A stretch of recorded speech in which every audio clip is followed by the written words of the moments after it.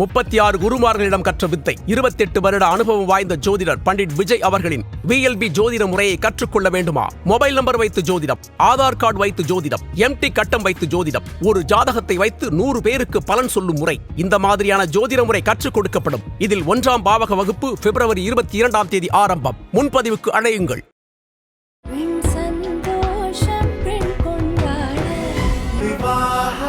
மணப்பெண்ணின் பிரத்யேகமான திருமணம் விவாஹா தி சென்னை சில்க்ஸ். தமிழர்களின் நம்பர் 1 சாய்ஸ் தமிழ் மேட்ரிமோனி. கன்னி ராசி, அந்த ராசியில பிறக்கக்கூடிய பெண்களுடைய குணாதிசயம் என்ன? பெண்கள் ரொம்ப நுண்ணறிவுடையவங்களா இருப்பாங்க, அனாலிட்டிக்கா எதையும் அப்ரோச் பண்ணுவாங்க. ஆனால் லைஃப்ல கொஞ்சம் நல்ல லட்சணமா இருப்பாங்க. அதாவது அறிவே அழகுன்னு சொல்ற மாதிரி இருக்கும். எவ்வளோ பிரில்லியண்டா இருக்கு இந்த பொண்ணு, இப்படி ஒரு பொண்ணு நம்ம கம்பெனி கிடைச்சா நல்லா இருக்குமே, இப்படி ஒரு பொண்ணு நம்ம குடும்பத்துக்கு கிடைச்சா நல்லா இருக்குமே, அப்படி கவர்ந்துருவாங்க. பெரியவர்ல இருந்து சிறு குழந்தை வரைக்கும் எல்லாருடைய ப்ராப்ளத்துக்கும் இவங்ககிட்ட ஒரு சொல்யூஷன். இவங்களை பார்த்து பேசிட்டோம்னா அன்னைக்கு நம்மளுடைய ஒரு ப்ராப்ளம் சால்வ் ஆயிடுச்சுன்னா. இவங்களுடைய திருமண வாழ்க்கை அப்படிங்கிறது இவங்களுடைய திருமண வாழ்க்கை சிறப்பாக இருக்கும். ஏன்னா இவங்க எந்த காலத்திலையும் திருமணத்தை ஒரு எமோஷ்னல் பாண்டாக எடுத்துக்கவே மாட்டாங்க. இவங்க இந்த ரிஸ்கெல்லாம் எடுக்கவே மாட்டாங்க. ரிஸ்க் எடுக்கிற ராசியெல்லாம் வேற. எல்லாமே இவங்க பிளான் பண்ண மாதிரியே இருக்கணும். கன்னியா ராசி பெண்களுடைய ஹஸ்பண்ட்ஸ் எல்லாருமே அந்த மனைவிமாருக்கு ரொம்ப கண்ட்ரோல்டாக தான் இருப்பாங்க. இவங்க ஃபேமிலி லைஃப் ரொம்ப பீஸ்ஃபுல்லாக போகும். ஆதன் ஆன்மீகம் நேயர்களுக்கு ஷாம்லாவின் அன்பு கலந்த வணக்கங்கள். நம்ம ஆதன் ஆன்மீகத்துல ஆன்மீகம் சம்பந்தப்பட்ட பல கேள்விகளுக்குமே தினம்தோறும் ஒவ்வொரு வகைகளில் பதில்களை பார்த்துக்கிட்டு இருக்கோம். அந்த வகையில இன்னைக்கு நம்மோடு ஜோதிட ஆராய்ச்சியாளர் ராஜேஸ்வரி செல்லையா அம்மா இணைஞ்சிருக்கிறாங்க. நிறைய விஷயங்களை கேட்டு தெரிஞ்சுக்கலாம். வணக்கம்மா. வணக்கம்மா. கன்னி ராசி, அந்த ராசியில பிறக்கக்கூடிய பெண்களுடைய குணாதிசயம் என்ன? அவங்களுடைய வாழ்க்கை எப்படி இருக்கும்? நல்லா இருக்கும். கன்னியா ராசி பெண்களுடைய வாழ்க்கை சிறப்பாக இருக்கும். காரணம் அது புதன் ராசின்றது ஒன்று. இன்னொன்று இதில் உள்ள ஒரு டிராபேக் என்னென்னா சுக்கிரன் நீசமாகிறது. அதனால அந்த பெண்கள் ரொம்ப நுண்ணறிவுடையவங்களா இருப்பாங்க, அனாலிட்டிக்காக எதையும் அப்ரோச் பண்ணுவாங்க.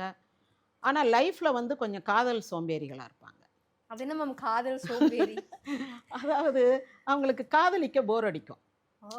காதெல்லாம் ஃபிக்ஸ் பண்ணிடுவாங்க. இன்னாரத்தான் நம்ம காதலிக்கிறோம், இன்னாரத்தான் கல்யாணம் பண்ணிக்க போகிறோம்ன்றதெல்லாம் ஃபிக்ஸ் பண்ணிடுவாங்க. ஆனால் வேலைன்னு வேலை பார்ப்பாங்க, ஃப்ரெண்ட்ஸை பார்ப்பாங்க, வீட்டை பார்ப்பாங்க, சொந்தக்காரங்க வீட்டு நிகழ்ச்சிக்கெல்லாம் போவாங்க, எல்லாம் ஆல்ரவுண்டராக இருப்பாங்க. ஆனால் அந்த காதலுக்காக கொஞ்சம் நேரம் ஒதுக்குறது அவங்களுக்கு இருக்காது.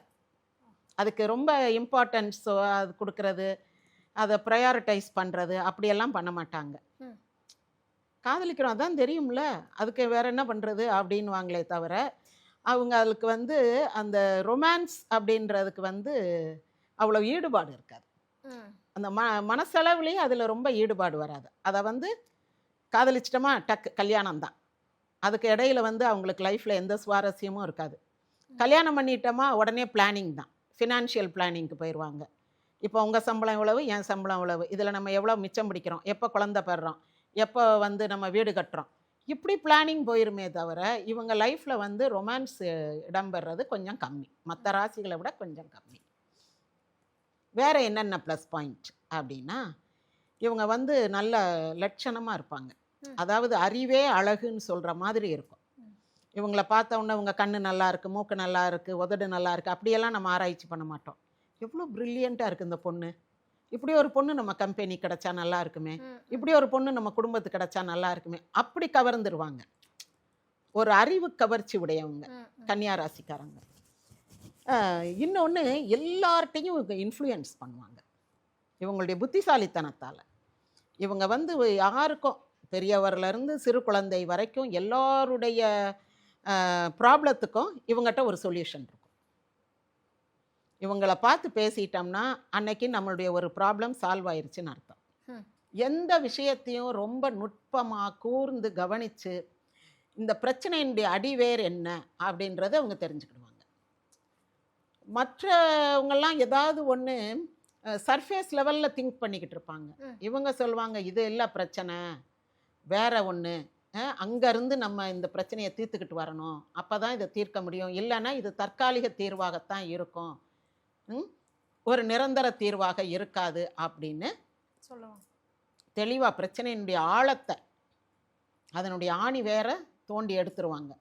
ஏன்னா இவங்க ஒவ்வொரு ஆஸ்பெக்டையும் ரொம்ப கூர்ந்து கவனித்து அதை அனலைஸ் பண்ணி அதுக்குண்டான சொல்யூஷன்ஸ் என்னென்னு பார்த்து எந்த சொல்யூஷன் இந்த நேரத்துக்கு, இந்த கம்பெனிக்கு, இந்த ஆளுக்கு பொருத்தமாக இருக்கும் அப்படின்னு அனலைஸ் பண்ணி இவங்க வந்து ஒரு பெரிய அனலைஸ்ட், அந்த மாதிரி நுண்ணறிவாளர். இப்போ இந்த ரகசிய போலீஸ் துறையெல்லாம் இருக்கும்ல, அந்த மாதிரி இதுலலாம் வந்து இப்போ யூனிஃபார்ம் ஜாப் கிடையாது, நுண்ணறிவு இன்டெலிஜென்ஸ், அதுலலாம் இவங்க வந்து சிறப்பாக செயல்படக்கூடியவங்க. லேடி தான், ஆனால் அதில் வந்து இவங்க இப்போ சிபிஐ ஆஃபீஸர்லாம் சொல்கிறாங்கல்ல, அதுலலாம் கன்னியா ராசிக்காரங்க சிறப்பாக செயல்படுவாங்க. அப்படிப்பட்ட துறைக்கு மற்றபடி இவங்க பேங்க் ஆஃபீஸராக இருக்கலாம், ஆடிட்டராக இருக்கலாம், இந்த மாதிரியான அந்த கணக்கு வழக்கு இது பற்றியெல்லாம் தொழில்கள் இவங்களுக்கு சூட்டபுளாக இருக்கும். ஆனால் அதை விட இன்னும் நுண்ணறிவுத்துறை அல்லது ரிசர்ச்சஸ், இப்போ ஸ்பேஸ் ரிசர்ச்சு அந்த மாதிரி எல்லாம் ரொம்ப நுணுக்கமான மைக்ரோப்ஸ் வச்சு ரிசர்ச் பண்ணுவாங்கல்ல, வைரஸ், மைக்ரோப்ஸ், அந்த மாதிரி நுண்ணிய ஆராய்ச்சி. நான் வந்து அந்த சயின்ஸ் துறைக்குள்ளே போகலை, செவ்வாய் சம்மந்தப்பட்ட அந்த துறைக்குள்ளே போகலை, நுட்பமான ஆராய்ச்சி தேவைப்படுகின்ற இடங்கள்ல இவங்க நல்லா சூட் ஆவாங்க. இன்னொன்று இவங்ககிட்ட இருக்கக்கூடிய ஒரு டார்க் ஆஸ்பெக்ட் அப்படின்னா, ஒரு நெகட்டிவ் ஆஸ்பெக்ட் என்னன்னா, கொஞ்சம் காசிப் பேக் பைட்டிங் எல்லாம் இருக்கும். இவங்க அந்த பேச்சை ரசிப்பாங்க, இவங்களும் நல்லா பேசுவாங்க, மற்றவங்க பேசுகிறதையும். இப்போ இவங்களுக்கு ஆஃபீஸ்லேயே ஒரு பிடிக்காத ஆள் இருக்காங்கன்னு வச்சுக்கோங்களேன், அவங்கள பற்றி யாராவது ஒரு பிடிக்காத ஆளை பற்றி பேசுகிறாங்கன்னு வச்சுக்கோங்க, நல்லா ரசித்து கேட்பாங்க, உட்காந்து கதை கேட்குற மாதிரி. அப்படியா, அவர் அப்படியா, ஏன் எனக்கு தெரியாதே, உங்களுக்கு எப்படி தெரியும், நீங்கள் பார்த்துருக்கீங்களா, அவரை சின்ன பிள்ளையில தெரியுமா, எப்படியே கேள்வி மேலே கேள்வி கேட்டு அவருடைய சரித்திரத்தையே அறிஞ்சு ஆராய்ஞ்சு பீராஞ்சு வச்சுக்கிடுவாங்க. இவங்களுக்கு அந்த பேக் பைட்டிங், காசிப்பு, பேச்சு சம்மந்தப்பட்ட சுவாரஸ்யங்கள்னு வச்சுக்காங்களேன். இந்த புதன் இல்லையா, பேச்சு சம்மந்தப்பட்ட சுவாரஸ்யங்கள்லாம் இவங்களுக்கு ரொம்ப பிடிக்கும். உட்காந்து பேசுறது, கொஞ்சம் அதாவது கேலி கிண்டல்னு பேசுகிறத விட ரொம்ப சீரியஸான விஷயங்கள் பேசக்கூடியவங்க இவங்க லைஃப்பில் வந்து கேலி கிண்டல், கேளிக்கை, கொண்டாட்டம், அதுக்கெல்லாம் ரொம்ப டைம் இருக்காது, டைம் ஒதுக்க மாட்டாங்க. ஒரு படமே பார்க்குறதுனா, ஒரு நகைச்சுவை படமாக இருந்தால் கூட அவங்க அப்படியே ரசித்து பார்ப்பாங்க. ஆனால் அந்த கலக்கலன்னு சிரிக்கிறது, பக்கத்தில் இருக்கிறவங்கள அடிச்சுட்டு சிரிக்கிறது, கைதட்டி சிரிக்கிறது, சீட்டை விட்டு எந்திரிச்செல்லாம் சிலர் குதிச்செல்லாம் படம் பார்ப்பாங்க. அந்த மாதிரிலாம் எந்த மூமெண்ட்டும் இருக்காது. நல்லா ரசித்து பார்த்துட்டு இட்ஸ் அ குட் ஃபில்ம் அப்படின்ட்டு போயிடுவாங்க, அவ்வளோதான். அப்புறம் இன்னொன்று இவங்க வந்து வேறு என்னென்ன தொழில்கள் செய்வாங்கன்னா, இந்த பேக் ஸ்டேஜ் பெர்ஃபார்மன்ஸ் நல்லா பண்ணுவாங்க. பேக் ஸ்டேஜ்னா டைரக்டர், ஸ்கிரிப்ட் ரைட்டர், அப்புறம் லிரிசிஸ்ட், பாடல் எழுதுகிறவங்க, இதெல்லாம் கன்னியா ராசிக்காரங்க இருப்பாங்க. ஏன்னா இவங்க ஒரு கலா ரசிகனாக இருப்பாங்க. ஆனால் அது வந்து ரொம்ப வெளிப்படையாக தெரியாது. ஒரு டான்ஸ் ஸ்டேஜ் ஆர்டிஸ்ட்டாக வர்றதுக்கு கொஞ்சம் அதுக்கு மற்ற கிரகங்கள்லாம் ரொம்ப அனுகூலமாக இருந்தால் வர முடியும். பட் இன் ஜென்ரல் இவங்க வந்து கலைத்துறையில் இருப்பாங்க. ஆனால் இந்த பாடலாசிரியர், ஸ்கிரிப்ட் ரைட்டர், டைரக்டர் இப்படியெல்லாம் இருப்பாங்க. அதில் ஏன் இவங்க அதை சூஸ் பண்ணுறாங்க, அதில் இவங்களுடைய சைக்காலஜி என்னென்னா, வெற்றி வந்தால் அதில் நமக்கு பங்கு இருக்கும், தோல்வினா நம்ம பாட்டுக்கு ஒதுங்கிக்கலாம், நம்மளை யாரும் ஒன்றும் சொல்ல போகிறதில்ல. இவங்க பாட்டு நல்லா இல்லை, இவங்க ஸ்கிரிப்ட் நல்லா இல்லைன்னு யாரும் சொல்ல போகிறதில்ல. இவங்க நல்லா தான் செய்வாங்க, 100% பெர்ஃபெக்டாக இருப்பாங்க, பெர்ஃபெக்ஷனிஸ்ட் தான். ஆனாலும் படம் ஓடிச்சு ஓடலான்னும் போது நம்மளை பற்றி ரொம்ப ஒன்றும் பேசிக்கிட மாட்டாங்க அப்படின்ற ஒரு சாஃப்ட் கார்னர் கிடைக்கிற மாதிரி, ஒரு சேஃப் சைடு கிடைக்கிற இடத்துல தான் அவங்க இருப்பாங்க. அதாவது உபகாரம் பண்ணாட்டினாலும் நமக்கு உபத்திரவம் யாராலையும் ஏற்பட்டுறக்கூடாது. அதனால் நமக்கு ஆபத்து வராத அளவுக்கு, நமக்கு எதுவுமே பேக் ஃபயர் ஆயிராமல் ஒரு சேஃபர் சைடில், சேஃபர் ஜோன்லேயே இவங்க தன்னை வச்சுக்கிடுவாங்க. நல்லா வந்தால் நல்லது, நல்லா வராட்டினா அது என்னையே சொல்லக்கூடாதுப்பா, எனக்கு அதுக்கும் சம்மந்தம் இல்லை, இது டீம் ஒர்க் அப்படின்றவாங்க அந்நேரம். நான் தனியாக அவங்களுக்கு அந்த படம் நல்லா ஓடிச்சுன்னு இவங்களுக்கு வந்து, சார் அந்த படம் நல்லா ஓடி இருக்கு, நீங்கள் நல்லா வசனம் எழுதியிருக்கீங்க, ஆமாம் நான் அந்த அப்படி எழுதுனேன், எப்படி எழுதுனேன், அதை படித்தேன், இதை படித்தேன்னு ஒரு பெரிய விலாவாரியாக ஒரு லிஸ்ட்டே கொடுப்பாங்க. ஆனால் தோல்வின்னு சொன்னால் அதுக்கு நான் மட்டும் எப்படி பொறுப்பேற்க முடியும், அது ஒரு டீம் ஒர்க் இல்லையா அப்படின்ட்டு அப்படியே மெதுவாக நழுவிடுவாங்க. ரொம்ப கேர்ஃபுல்லாக பேசுவாங்க, பேச்சில் வந்து ரொம்ப, ஆமாம் எல்லாரையும் ஹேண்டில் பண்ணும்போது ரொம்ப கேர்ஃபுல்லாக ஹேண்டில் பண்ணுவாங்க. இப்போ இந்த இது சூத்திரதாரின்னு சொல்லுவோம்ல, இப்போ ஒரு அரசியல்வாதிக்கு ஒரு அமைச்சர் இருப்பார், மதியூகி மந்திரி, அதெல்லாம் இவங்களா தான் இருக்கும். என்னத்தையாவது ஒரு ஐடியாவை போட்டு கொடுத்துருவாங்க, அது செஞ்சு ஃபயர் ஆகுறது அவர் வேலை தான் இருக்கும். இவங்க ஒன்று இப்போ இவங்க ஒரு ஐஏஎஸ் ஆஃபீஸர்னு வச்சுக்கோங்க, இவங்க தான் ஐடியாலாம் கொடுத்துருப்பாங்க. சில இடங்களில் பெரிய வெற்றிக்கு இவங்க காரணமாக இருப்பாங்க, சில இடங்களில் பெரிய தோல்விக்கும் இவங்க காரணமாக இருப்பாங்க. அது சூத்திரதாரின்னு சொல்கிற மாதிரி வெற்றி கிடைச்சா இவங்களை சாணக்கியன்னு சொல்லிக்கலாம், தோல்வி கிடைச்சா அது அவருடைய முட்டாள்தனம், அவர் நல்லா தான் அட்வைஸ் பண்ணார், இவர் தான் அதை சரியாக பண்ணலைன்ற மாதிரி ஆயிரும். அந்த மாதிரி இவங்க தன்னை வந்து சேஃப்கார்ட் பண்ணுற இடத்துல தான் வச்சுக்கிடுவாங்க முதல் காரியம். மற்றபடி இவங்களுக்கு ஃபேமிலி எல்லாம் நல்லா இருக்கும். இவங்களுடைய திருமண வாழ்க்கை அப்படிங்கிறது எப்படி இருக்கும் மேம்? இவங்களுடைய திருமண வாழ்க்கை சிறப்பாக இருக்கும். ஏன்னா இவங்க எந்த காலத்திலையும் திருமணத்தை வந்து ஒரு எமோஷ்னல் பாண்டாக எடுத்துக்கவே மாட்டாங்க. லவ்வெல்லாம் ரொம்ப கம்மியாக தான் இருக்கும். இப்போ தாம்பத்தியம்லாம் வந்து அளவோட அழகாக அமைதியாக நடக்குமே தவிர அதுக்காக ரொம்ப ஸ்பெஷல் ப்ரிப்பரேஷன், அதுக்காக ஸ்பெஷல் டேட்ஸு அப்படி இப்படின்னு பிளானிங் அதெல்லாம் இருக்காது. ஹஸ்பண்டுக்கு தேவைன்னா ஓகே, அவ்வளோதான். அதுக்கு முகம் சுளிக்கவும் மாட்டாங்க. அதை வந்து வச்சு மறுநாள் வந்து கிண்டல் அடிக்கிறதோ கேலி பண்ணுறதோ குத்தல் பேச்சு பேசுகிறதோ அந்த மாதிரிலாம் எதுவும் கிடையாது. குடும்ப வாழ்க்கை அமைதியாக போகும். இவங்களுக்கு குடும்ப வாழ்க்கைன்றது இவங்க கம்பெனி மாதிரி தான், இவங்க வேலை பார்க்குற கம்பெனி மாதிரி. பெனிஃபிட்ஸ் ஆஃப் த ஃபேமிலி அப்படித்தான் இவங்க கணக்கு பார்ப்பாங்க. ரொம்ப கால்குலேட்டிவாக தான் இருப்பாங்க இவங்களும். லைஃபுக்கு வந்து எது எது நல்லது, இவரை கல்யாணம் பண்ணால் இவர் நம்ம கம்பெனிக்கு அல்லது நம்ம பிஸ்னஸ்க்கு உதவுவார், இல்லை இவர் நம்மளை தொந்தரவு பண்ணாமல் அவர் பாட்டுக்கு ஒரு பிஸ்னஸ் நடத்துகிறாரு, அவர் பாட்டுக்கு ஒரு வேலை சம்பளம் வருது, அதை வச்சு நம்ம வாடகை கொடுக்கலாம், அது கொடுக்கலாம், இது கொடுக்கலாம். இந்த ஃபினான்ஷியல் பிளானிங், க்ரோத்து, டெவலப்மெண்ட்டு, இந்த ஆஸ்பெக்டில் தான் அவங்க ஹஸ்பண்டு பிள்ளைகளை எல்லாமே நினச்சி பார்ப்பாங்க. இப்போ பிள்ளைங்க வந்து ஒரு இந்த எனக்கு இது பிடிச்சிருக்கு, எனக்கு இதில் பேஷன், நான் வந்து டென்னிஸ் விளையாடுறேன், இது கபடி விளையாடுறேன்னு சொன்னால் இதெல்லாம் ரிஸ்க்கு, நீ ரிஸ்க் எடுக்காத, நீ போய் அந்த படிப்பு படி, அங்கே படிச்சுட்டு வேலைக்கு போ அப்படிம்பாங்க. இவங்க இந்த ரிஸ்கெல்லாம் எடுக்கவே மாட்டாங்க. ரிஸ்க் எடுக்கிற ராசியெல்லாம் வேற. இவங்க வந்து they never take any risk in the life. எல்லாமே இவங்க பிளான் பண்ண மாதிரியே இருக்கணும். இவங்க ஹஸ்பண்ட் ஒய்ஃப் உட்காந்து பேசினாலும் ஏதாவது ஃபினான்ஸ் பற்றி தான் பேசுவாங்க, பிஸ்னஸ் பற்றி தான் பேசுவாங்க. No romance at all. பிள்ளைங்களை பற்றி பேசுகிறாங்கன்னா பிள்ளைங்களுடைய டெவலப்மெண்ட்டு, அதுக்கு அடுத்து என்ன படிக்கணும், அது என்னென்ன, அதுக்கு பணம் எப்படி சேர்த்து வைக்கணும், எந்த கோர்ஸ் சேர்க்கணும், எந்த நாட்டுக்கு அனுப்பணும், அதுக்கு எவ்வளோ பணம் சேர்த்து வைக்கணும், இந்த மாதிரி தான் இவங்களுடைய பேச்சு எல்லாமே இருக்கும். க்ரோத் அண்ட் டெவலப்மெண்ட்டு அப்படி தான். R&Dன்னு சொல்கிறோம்ல, ரிசர்ச் அண்ட் டெவலப்மெண்ட்னு, அந்த டிபார்ட்மெண்ட்டு தான் இவங்களுக்கு சரியான டிபார்ட்மெண்ட்டு. இவங்ககிட்ட உள்ள ஒரு சிறப்பு அம்சம் என்னென்னா லாங்குவேஜ். இவங்க ஈஸியாக லாங்குவேஜ் படிச்சிருவாங்க. எனி லாங்குவேஜஸ், எத்தனை லாங்குவேஜ் வேணாலும் இவங்களால் படிக்க முடியும்.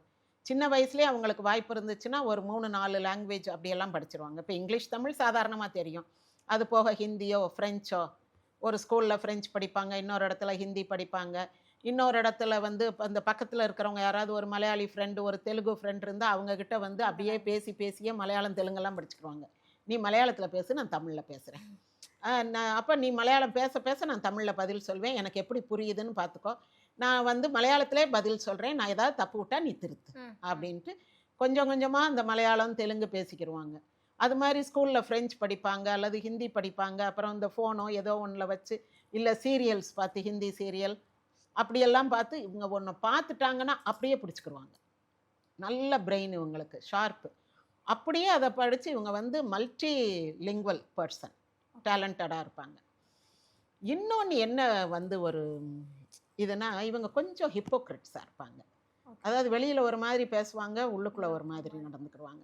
அது ஏன்னா, எதுக்கு நம்ம வீண் வம்பு, எதுக்கு இது நல்லா இல்லைன்னு சொல்லுவான்னா, ரொம்ப நல்லா இருக்குது, சூப்பராக இருக்குன்னுவாங்க. ஆனால் அவங்க மனசுக்குள்ளே அந்த கலரோ, இப்போ இந்த சாரீ நல்லா இருக்கான்னு கேட்டால் ரொம்ப நல்லா இருக்கும், உங்களுக்கு நல்லா சூட் ஆகுதா ஓன்ட்டு அளந்து கொட்டிடுவாங்க. ஆனால் மனசுக்குள்ளே இது என்ன கலரா, இதை போய் கட்டிட்டு வந்திருக்கா பார் அப்படின்னு நினச்சிக்கிடுவாங்க. யார்கிட்டையும் சொல்ல மாட்டாங்க, ஏன்னா பயம், சொன்னால் அவங்க காதுக்கு போயிருமோன்ற பயம் இருக்கும். அதனால யார்கிட்டையும் சொல்ல மாட்டாங்க, ஆனால் அவங்க வந்து உள்ளொன்று வைத்து புறமொன்று பேசும் தன்மை இவங்களுக்கு இருக்கும். கொஞ்சம் ஒரு மாய்மாலத்தன்மைன்றோம்ல, அந்த மாதிரி சில இடங்கள்ல எல்லாம் ரொம்ப சாஸ்திர சம்பிரதாயத்தை போற்றி பேசுவாங்க. ஆனால் உண்மைக்குமே அவங்களுக்குள்ள அதில் எல்லாம் ஈடுபாடே இருக்காது. ஆனால் ரொம்ப ஈடுபாடு இருக்குன்னு வச்சுக்குவோம் ஒரு பேச்சுக்கு. வெளியில் வந்து எல்லாரும் அதெல்லாம் மூட நம்பிக்கைன்னு சொன்னால், ஆமாம் அது மூட நம்பிக்கை தான்ட்டு இருப்பாங்க. இல்லை எனக்கெல்லாம் அதில் நம்பிக்கை இருக்குப்பா, உங்களுக்கு நம்பிக்கை இல்லையோ என்னவோ எனக்கு தெரியாது, எனக்கு நம்பிக்கை இருக்குது அப்படின்னு சொல்லவே மாட்டாங்க. அதனால் இவங்க வந்து இவங்களுடைய இப்போ நம்ம ஒவ்வொரு ராசி பார்க்கும்போது ரிஷப ராசினா ரொம்ப அழுத்தக்காரங்கன்னு பார்க்குறோம். கடக ராசினா இன்ட்ரோவர்ட்ஸ், அவங்க மனசில் என்ன இருக்குன்னே வெளியே தெரியாது. சிம்ம ராசிக்காரங்க அப்படியே டப் டப்னு தூக்கி போட்டு போய்கிட்டே இருப்பாங்க. இவங்க வந்து எல்லாத்தையும் மனசுக்குள்ளே வச்சுக்கிடுவாங்க. மிதுன ராசி மாதிரி கிட்டத்தட்ட. மிதுன ராசிக்கு பைப்போலார் இது உண்டு, 2 பக்கமும் பேசுவாங்க, 2 பக்கமும் செயல்படுவாங்க. இவங்க அப்படி இல்லை, எந்த இடத்துல இருக்காங்களோ அந்த இடத்துக்கு அந்த கம்பெனிக்கு ரொம்ப விசுவாசமாக இருப்பாங்க. ரொம்ப கற்புனா கற்பு நிலை என்று சொல்ல வந்தால் இரு கட்சிக்கும் அதை பொதுவில் வைப்போம் பாரதியார் சொன்ன மாதிரி ஹஸ்பண்டும் அப்படி இருக்கணும், தானும் அப்படி இருப்பாங்க. பொதுவாக இவங்க ஹஸ்பண்ட்ஸ் எல்லாம் ரொம்ப கண்ட்ரோல்டாக தான் இருப்பாங்க. ஏன்னா இந்த ஃபினான்ஸ் க்ரோத்தில் அவங்கள இழுத்து போட்டிருக்காங்கல்ல, அதனால இவங்களை விட்டு முறிச்சுக்கிட்டு போனால் அவங்க வந்து இவ்வளவு சொத்தை இழந்துட்டு அல்லது இந்த வசதி இந்த சொகுசெல்லாம் இழந்துட்டு போக வேண்டியதாக இருக்கும். அதனால கன்னியா ராசி பெண்களுடைய ஹஸ்பண்ட்ஸ் எல்லாருமே அந்த மனைவிமாருக்கு ரொம்ப கண்ட்ரோல்டாக தான் இருப்பாங்க. இவங்க ஃபேமிலி லைஃப் ரொம்ப பீஸ்ஃபுல்லாக போகும். இவங்களுடைய ஒர்க்கிங் ஸ்பேஸ் அது வந்து ரொம்ப பீஸ்ஃபுல்லாக இருக்கும். இவங்க பிள்ளைங்க, இவங்க சொந்தக்காரங்க எல்லார்ட்டையுமே, சொந்தக்காரங்களுக்கெல்லாம் ரொம்ப விழுந்தெல்லாம் செய்ய மாட்டாங்க. இப்போ நம்ம கடகராசிக்காரங்க செய்த மாதிரியோ அல்லது ரிஷபராசிக்காரங்க செய்கிற மாதிரியோ மற்றவங்களுக்கெல்லாம் இவங்க செய்வாங்கன்னெலாம் எதிர்பார்க்க முடியாது. யாருக்கும் யோசனையும் சொல்ல மாட்டாங்க, தான் உண்டு தான் வேலை உண்டுன்னு இருப்பாங்க. ஆனால் சிறப்பாக இருப்பாங்க, லாபகரமாக அவங்க வாழ்க்கை நடக்கும், ரொம்ப நல்ல க்ரோத் இருக்கும், டெவலப்மெண்ட் இருக்கும். அந்த அளவுக்கு மட்டும்தான் யார் கூடயும் பேச்சுவார்த்தை வச்சுக்கிடுவாங்க. மற்றபடி வந்து கொஞ்சம் கன்சர்வ்டாக தான் இருப்பாங்க. தான் அப்படின்றதான் சுயநலவாதிகள் தான், தான் உண்டு தான் வேலை உண்டு, ரொம்ப வெளியிலலாம் இது பண்ணிக்கிற மாட்டாங்க. நமக்கு தேவைன்னா மட்டும் தேவையான அளவுக்கு மட்டும் பேச பழக வச்சுக்கிடுவாங்க. கன்னிராசி பெண்கள் அப்படின்னாலே கொஞ்சம் ஆண்கள்ல கன்னிராசின்னு நிறைய பேரை பார்க்கலாம், பெண்கள்ல கொஞ்சம் பேர் தான் இருப்பாங்க கன்னிராசி அப்படின்னா. அவங்களுக்கும் இந்த மாதிரியான குணாதிசயங்கள் இருக்குன்னு ரொம்ப அழகா சொல்லியிருந்தீங்க. ரொம்ப நன்றி. நன்றிம்மா.